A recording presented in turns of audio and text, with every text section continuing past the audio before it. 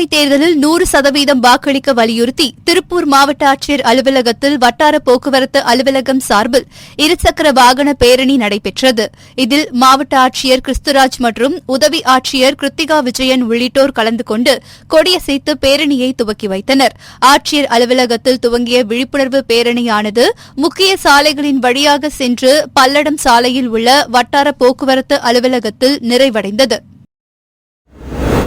கடலூர் மாவட்டம் விருத்தாச்சலம் அருகே குப்பநத்தம் கிராமத்தில் புளியமரம் வீட்டு குடியிருப்பு பகுதியில் உள்ள புளியமரம் கடந்த 5 நாட்களுக்கு முன்பு முறிந்து விழுந்தது. இதனால் மின்கம்பி அறுந்ததால் மின்சாரம் துண்டிக்கப்பட்டது. இதனைத் தொடர்ந்து அப்பகுதி மக்கள் வருவாய்த்துறையிடம் புளியமரத்தை அகற்றக் கோரி கூறியுள்ளனர். வருவாய்த்துறையினர் அலட்சியம் காட்டியதால் அப்பகுதி மக்கள் கடந்த 5 நாட்களாக மின்சாரம், குடிநீர் இல்லாமல் அவதிப்பட்டு வருகின்றனர். இதனால் அப்பகுதி மக்கள் வருவாய்த்துறையினர் உடனடியாக மரத்தை அகற்றி மின்சாரம் வழங்க வேண்டும் என கோரிக்கை வைத்துள்ளனர். கள்ளக்குறிச்சி மாவட்டம் உளுந்தூர்பேட்டை அரசு மருத்துவமனையில் நாடாளுமன்ற தேர்தலில் பொதுமக்கள் மற்றும் முதன்முறையாக வாக்காளர் என அனைவரும் 100% வாக்களிக்க வேண்டும் என்பதன் அவசியத்தை விளக்கும் வகையில் அங்கன்வாடி பணியாளர்கள் வண்ண கோலமிட்டு விழிப்புணர்வை ஏற்படுத்தினர். மேலும் மருத்துவமனைக்கு வந்திருந்த நோயாளிகள் மற்றும் அவர்களுடன் வந்திருந்த ஏராளமானோருக்கு அனைவரும் வாக்களிப்பதன் அவசியம் குறித்த விழிப்புணர்வு துண்டு பிரசுரங்களை வழங்கினர். சிவகங்கை சட்டமன்ற தொகுதி வட்டாட்சியர் மயிலாவதி தலைமையிலான தேர்தல் நிலைய கண்காணிப்பு குழு சிவகங்கை சிவன் கோவில் அருகில் வாகன தணிக்கையில் ஈடுபட்டிருந்தனர். அப்போது மானாக்குடியைச் சேர்ந்த பிள்ளத்திக்குமார் மற்றும் அவரது ஓட்டுநர் பாலமுருகன், செக்யூரிட்டி அடைக்கலராஜ் ஆகியோர் வந்த காரை சோதனை செய்ததில் 13 லட்சம் ரூபாய் இருந்தது கண்டுபிடிக்கப்பட்டது. ஏடிஎம் மையத்தில் செலுத்துவதற்காக கொண்டு சென்றதாக கூறியும் உரிய ஆவணங்கள் இல்லாததால் அவற்றை பறிமுதல் செய்த சிவகங்கை கருவூலத்தில் வட்டாட்சியர் மயிலாவதி ஒப்படைத்தார். தமிழ்நாடு தவ்ஹீத் ஜமாஅத் கட்சியினர் சென்னை மண்ணடியில் உள்ள கட்சி தலைமையகத்தில் செய்தியாளர்களை சந்தித்தனர். அப்போது மற்ற பாஜகவினருக்கு திராவிட அரசியல் தெரியாது, ஆனால் அண்ணாமலை திராவிட அரசியலை தெரிந்து வைத்துக் கொண்டு ஜிகினா காட்டி மக்களை ஏமாற்றி பொய் பேசுகிறார் என்று கூறினர். கண்டிப்பாக இந்தியா கூட்டணி வெற்றி பெற வேண்டும். 3வது முறையாக ஒரு காலகட்டத்திலும் பிஜேபி வந்துவிடக் கூடாது. அப்படி வருவதற்கு விடக்கூடாது.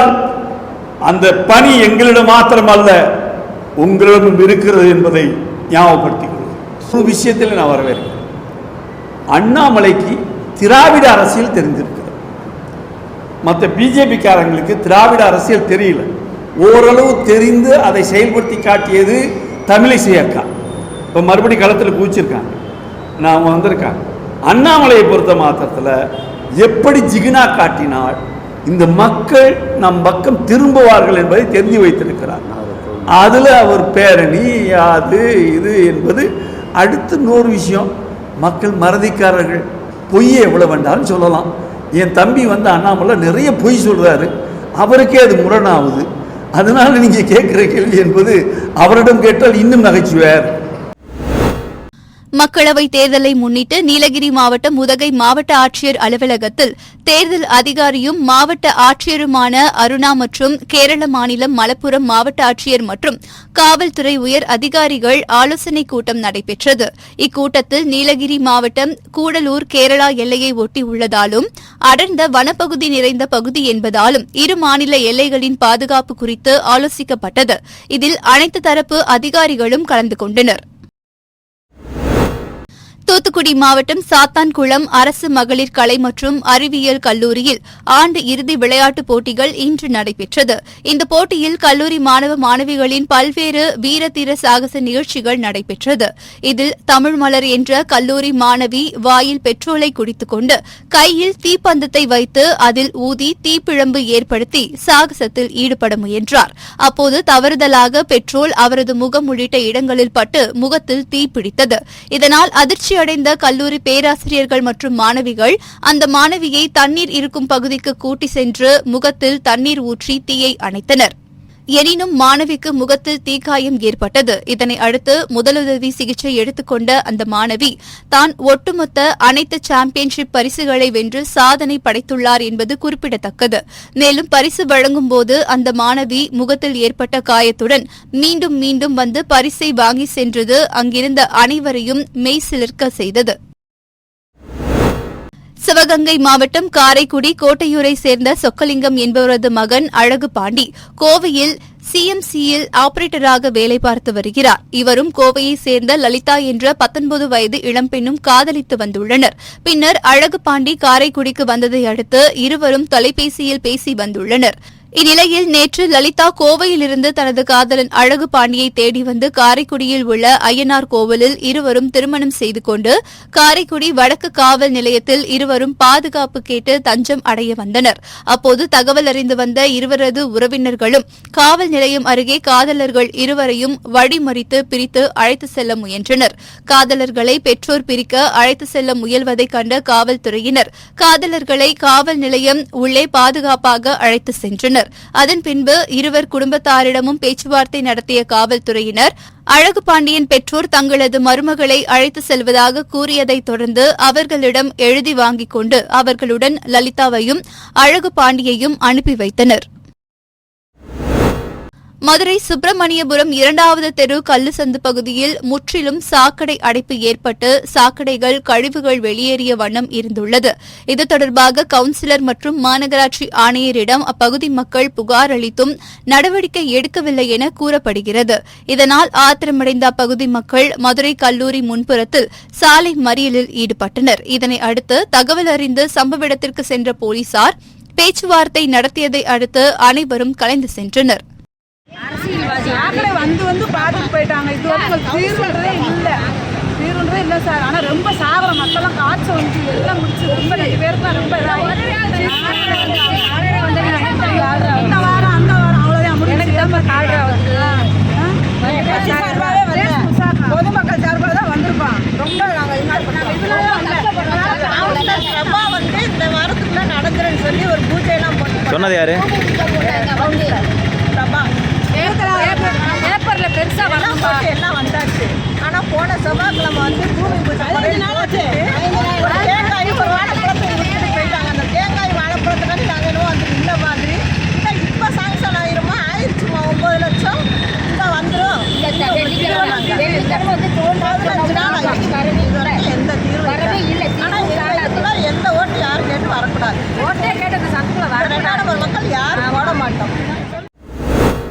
திருவள்ளூர் மாவட்டம் மீஞ்சூரை அடுத்த நாலூர் கிராமத்தில் இயங்கி வரும் தனியார் ரப்பர் தொழிற்சாலையில் திடீர் தீ விபத்து ஏற்பட்டு கரும்புகை வெளியேறின. இதனை கண்ட ஊழியர்கள் உடனே அருகில் சென்று தீயை அணைக்க முயன்றனர். ஆனால் மின்கசிவு காரணத்தால் தீ விபத்து என்பதால் அச்சமடைந்து தீயணைப்புத் துறைக்கும் மீஞ்சூர் காவல்துறைக்கும் தகவல் தெரிவித்தனர். அதன் பேரில் சம்பவ இடத்திற்கு சென்ற தீயணைப்புத் துறையினர் தீயை அணைத்தனர். இதற்கிடையே ரப்பர் கழிவுகள் கொழுந்துவிட்டு எரிந்ததில் அப்பகுதியில் கரும் புகை மூட்டமாக காட்சியளித்தது. இதில் 30 லட்சத்திற்கும் மேற்பட்ட ரப்பர் கழிவுப் பொருட்கள் எரிந்து நாசமாகின. மேலும் இதுகுறித்து மீஞ்சூர் காவல் நிலைய போலீசார் மற்றும் வருவாய்த்துறையினர் வழக்கு பதிவு செய்து விசாரித்து வருகின்றனர். டெல்லி சென்று சென்னை விமான நிலையத்திற்கு வந்த காங்கிரஸ் மத்திய சென்னை மேற்கு மாவட்ட தலைவரும் தமிழ்நாடு எஸ்சி துறை தலைவருமான ரஞ்சன்குமார் செய்தியாளர்களை சந்தித்து பேசினார். அப்போது தமிழிசை சவுந்தரராஜன் இன்னும் 2 ஆண்டு காலம் கொஞ்சம் சொகுசு வாழ்க்கையை அனுபவித்து இருக்கலாம், ஆனால் அவர் தாமரை மலரும் என நினைக்கின்றார் என்றும் தாமரை இந்தியாவில் மலராது மல்லாந்து போகும் என கூறினார். இல்லை, அதாவது எங்கள் சக தோழர்கள் வந்து பார்த்திங்கன்னா கொஞ்சம் எனக்கு இங்கே இந்த கட்சியில் நிறைய விஷயங்கள் படிப்படியாக ஒரு 22 ஆண்டுகள் இந்த கட்சியில் பயணித்திருக்கிறோம். இந்த முறை நம்மளுக்கு வந்து அந்த வாய்ப்பு கிடைக்கும்னு நம்பியிருந்தாங்க. ஒரு தவறான புரிதலில் ஏதோ ஒரு எமோஷனில் செஞ்சுட்டாங்க. அதெல்லாம் வந்து எல்லோரும் இப்போ உணர்த்திட்டோம். நான் அவங்களுக்கு உணர்த்த வேண்டிய கடமை உணர்த்திட்டோம். அவங்கெல்லாம் இப்போ இன்றைக்கெல்லாம் எல்லாருமே வேலை செய்யறதுக்கு தயாராகிட்டாங்க. இன்றையிலேருந்து வந்து தேர்தல் தேர்தலில் வேட்பாளர்களை வெற்றி பெய்ய வைக்கிறதுக்கு இன்னிலேருந்து ரொம்ப ஆர்வமாக களப்பணியாற்றுறதுக்கு இங்கே இருக்கிற தோழர்கள் எல்லாமே இப்போ தயாராகிட்டோம். தமிழ்நாடு ஃபுல்லாக எல்லாரையும் வந்து தேர்தல் வேலையை செய்கிறதுக்கு வலியுறுத்தி இருக்கிறேன். அதுக்காக அறிக்கைகளும் தனியாக எடுத்திருக்கேன். எங்கள் அகில இந்திய எஸ்சி துறை தலைவர் திரு ராஜேஷ் லிலோத்தி அவர்கள் பிரச்சாரத்துக்கு வர இருக்கிறார். அந்த பிரச்சார யூகங்கள்லாம் வகுத்து எந்தெந்த தொகுதி எப்போ போகிறோன்ற யூகங்களை வகுக்க போகிறோம். தமிழ்நாடு ஃபுல்லாக 39 பாராளுமன்ற தொகுதிக்கும் வந்து எங்கள் எஸ்சி துறையின் சார்பாக பொறுப்பாளர்களை நியமிக்க உள்ளோம் என்பதையெல்லாம் இப்போது நாங்கள் வந்து சந்தித்து இன்னும் ஓரிரு நாளில் வந்து களப்பணியில் அந்தந்த மாவட்டத்துக்கு யார் பொறுப்பாளர், எப்படி யூகங்களை வைக்கணும், அகில இந்திய தலைமையில் வந்து வருவங்களை எந்தெந்த தொகுதிக்கு எப்படி கூட்டு போகணுன்ற ஷெடியூலோடு நான் உங்களுக்கு அறிவிப்புன்னு தெரிவித்துக் கொள்கிறேன். கடலூர் மாவட்டம் சேத்தியாத்தோப்பு குறுக்கு ரோடு பகுதியில் சிறிய சரக்கு வாகனத்தில் திட்டக்குடி பகுதியைச் சேர்ந்த கணேசன் என்பவர் எந்தவித ஆவணங்கள் இல்லாமல் எடுத்து சென்ற 1,55,272 ரூபாய் பறிமுதல் செய்யப்பட்டது. இதேபோல் பொன்னாலகரம் சுங்கச்சாவடி அருகே எவ்வித ஆவணங்களும் இல்லாமல் எடுத்துச் செல்லப்பட்ட கோவை ஒத்தக்கடை மண்டபம் பகுதியைச் சேர்ந்த சுதாகர் என்பவர் கொண்டு சென்ற 57,000 ரூபாய் பறிமுதல் செய்யப்பட்டது. இதனைத் தொடர்ந்து பறக்கும் படை அதிகாரிகளால் பறிமுதல் செய்யப்பட்டு அவை புவனகிரி வட்டாட்சியர் அலுவலகத்தின் கருவூலத்தில் ஒப்படைக்கப்பட்டது. தூத்துக்குடி மாவட்டம் திருச்செந்தூர் மண்டல துணை வட்டார வளர்ச்சி அலுவலர் அந்தோணி பன்னீர்செல்வம் தலைமையிலான தேர்தல் நிலையான கண்காணிப்பு குழுவினர் திருச்செந்தூர் அருகே உள்ள நாசரேத் வெள்ளமடம் சாலையில் வாகன சோதனையில் ஈடுபட்டிருந்தனர். அப்போது அவ்வழியாக பாமாயில் ஏற்றி வந்த லோடு வேனை சோதனை செய்ததில் ஓட்டுநர் காளிராஜ் உரிய ஆவணமின்றி வைத்திருந்த 2,76,850 ரூபாயை பறிமுதல் செய்தனர். பறிமுதல் செய்யப்பட்ட பணம் திருச்செந்தூர் வட்டாட்சியர் பாலசுந்தரத்திடம் ஒப்படைத்தனர். புதுக்கோட்டை அருகே வம்பன் பகுதியில் வீரமா காளியம்மன் கோவில் பங்குனி திருவிழாவை முன்னிட்டு மாட்டு வண்டி பந்தய போட்டி நடைபெற்றது. இதில் சிறிய மாடு, பெரிய மாடு, தேன்கிட்டு உள்ளிட்ட பிரிவுகளில் மாட்டு வண்டி போட்டி நடத்தப்பட்டது. இதேபோல் வள்ளியூர் பிரிவுகளில் போட்டி நடத்தப்பட இருந்தது. இதையடுத்து குதிரை பந்தய போட்டி தொடங்க இருந்த நிலையில் திடீரென போட்டியை ஆலங்குடி போலீசார் தடுத்து நிறுத்தினர்.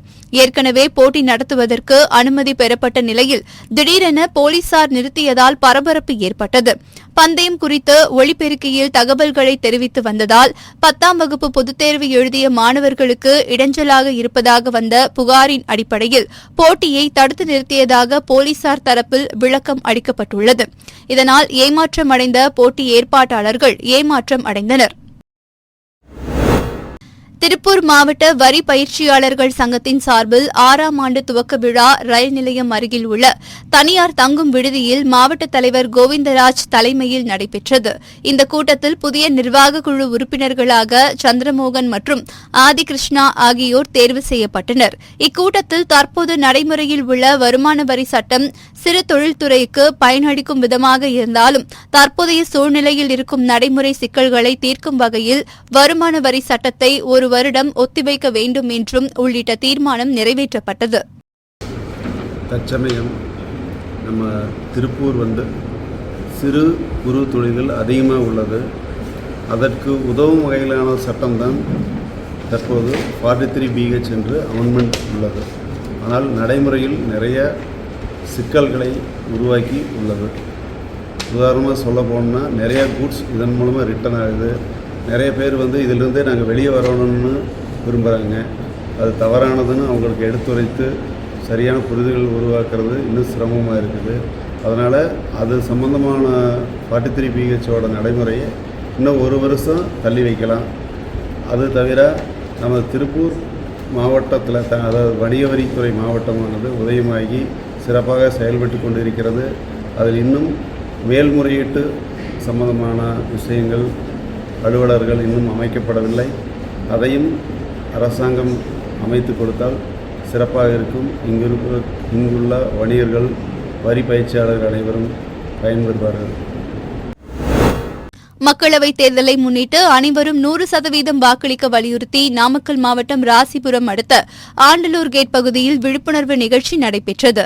இதில் தேர்தல் அலுவலரும் மாவட்ட ஆட்சியருமான உமா கலந்து கொண்டு தேர்தல் பருவம் தேர்தல் தேசத்தின் பெருமை என்ற தலைப்பில் வாக்காளர்களுக்கு 100% வாக்குப்பதிவு குறித்து விழிப்புணர்வு ஏற்படுத்தும் வகையில் சமையல் எரிவாயு உருளைகளில் தேர்தல் ஓட்டு வில்லைகளை ஒட்டி தேர்தல் வாக்குப்பதிவு அழைப்பிதழ் தாம்பூலம் தட்டுடன் விழிப்புணர்வு ஏற்படுத்தினர். திண்டுக்கல் மாவட்டம் நத்தம் தாலுகா அலுவலகத்திலிருந்து வாக்களிப்பதன் அவசியம் குறித்து இருசக்கர வாகன பேரணி நடைபெற்றது. இப்பேரணியை மாவட்ட மகளிர் திட்ட இயக்குநர் சரவணன் கொடியசைத்து துவக்கி வைத்தார். இதில் வருவாய்த்துறை மற்றும் கூட்டுறவுத்துறை பணியாளர்கள் தலைக்கவசம் அணிந்தபடி வாக்களிப்பதன் அவசியம் குறித்த வாசகங்கள் அடங்கிய பதாதைகளை ஏந்தியபடி இருசக்கர வாகன விழிப்புணர்வு பேரணியில் கலந்து கொண்டனர். நத்தம் தாலுகா அலுவலகத்தில் துவங்கிய இப்பேரணி யூனியன் அலுவலகம், பேருந்து நிலையம், அவுட்டர், அம்மன்குளம் வழியாக கோவில்பட்டி சென்று பின்னர் தாலுகா அலுவலகம் வந்தடைந்தது. கடலூர் மாவட்டம் பண்ருட்டி தொகுதி உறையூர் கிராமத்தில் தமிழ்நாடு மாநில ஊரக வாழ்வாதார இயக்கம் அண்ணா கிராமம் ஒன்றியம் சார்பாக மகளிர் சுய உதவிக்குழு உறுப்பினர்கள் ஒன்றிணைந்து வட்டார அளவில் தேர்தல் விழிப்புணர்வு மற்றும் 100% வாக்களிக்க வலியுறுத்தி விழிப்புணர்வு ஊர்வலம் சென்றனர். வட்டார இயக்க மேலாளர் பூபாலன் மற்றும் வட்டார ஒருங்கிணைப்பாளர்கள் கோமதி, மலர்விழி, சுதா ஆகியோர் தலைமையில் நடைபெற்ற இந்த விழிப்புணர்வு ஊர்வலத்தில் ஏராளமானோர் கலந்து கொண்டு அனைத்து கிராமங்களில் உள்ள பொதுமக்கள் மற்றும் 18 வயது உள்ளவர்கள் தவறாமல் உங்கள் ஓட்டுரிமையை செலுத்த வேண்டும் என்று கோஷங்கள் எழுப்பி விழிப்புணர்வு ஏற்படுத்தினர். தேனி மாவட்டத்தில் வாக்காளர்கள் அனைவரும் 100% வாக்களிக்க வேண்டும் என்று நாட்டுப்புற பாடல்கள் மூலமாக பொதுமக்களுக்கு விழிப்புணர்வு ஏற்படுத்தும் நிகழ்ச்சி நடைபெற்றது. கம்பம் புதிய பேருந்து நிலையத்தில் நடைபெற்ற இந்நிகழ்ச்சியில் வாக்களிப்பதன் அவசியத்தையும் 100% வாக்களிக்க வேண்டும் எனவும் பொதுமக்கள் அனைவரும் ஏப்ரல் 19ஆம் தேதி தங்களது வாக்குகளை செலுத்த வேண்டும் என்று நாட்டுப்புற பாடல்கள் மூலம் விழிப்புணர்வு ஏற்படுத்தப்பட்டது.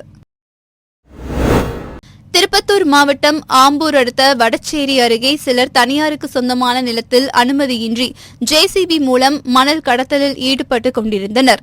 அப்போது அங்கு இருக்கக்கூடிய பொதுமக்கள் வாகனங்களை சிறைப்பிடித்து போராட்டத்தில் ஈடுபட்டனர். தகவல் அறிந்து சம்பவ இடத்திற்கு சென்ற உமராபாத் காவல்துறையினர் டிப்பர் லாரி, மினி லாரி மற்றும் ஒரு ஜேசிபி எந்திரம் ஆகியவற்றை பறிமுதல் செய்து கடத்தலில் ஈடுபட்ட மாராப்பட்டு பகுதியைச் சேர்ந்த கார்த்தி, மின்னூர் பகுதியைச் சேர்ந்த வல்லரசு, வடகரை பகுதியைச் சேர்ந்த ஞானவேல் ஆகிய 3 பேரை கைது செய்து விசாரணை மேற்கொண்டு வருகின்றனர். மேலும் கடத்தலுக்கு துணையாக இருந்தவர்கள் மற்றும் நிலத்தின் உரிமையாளரை காவல்துறையினர் தேடி வருகின்றனர்.